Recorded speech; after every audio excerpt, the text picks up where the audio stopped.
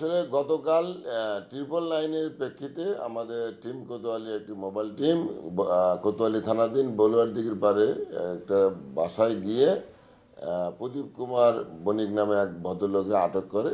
পরে জানা যায় যে সে তার নিজের মেয়ে কে ধর্ষণ করেছে।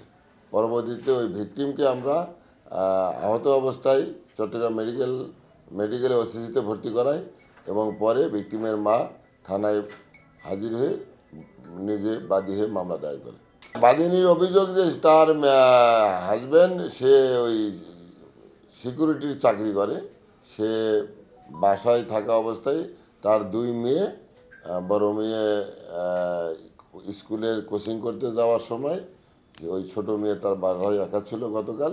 এই সুবাদে তার বাবা তার নিজ মেয়েকে দর্শন করছে মর্মে বাদী লিখিত অভিযোগ করেছে। বাদিনী তার এজাহারে বলছে যে ভিকটিম নাকি তার মাকে জানাইছে যে এর আগেও তাকে একাধিকবার এরকম মেলামেশা করছে।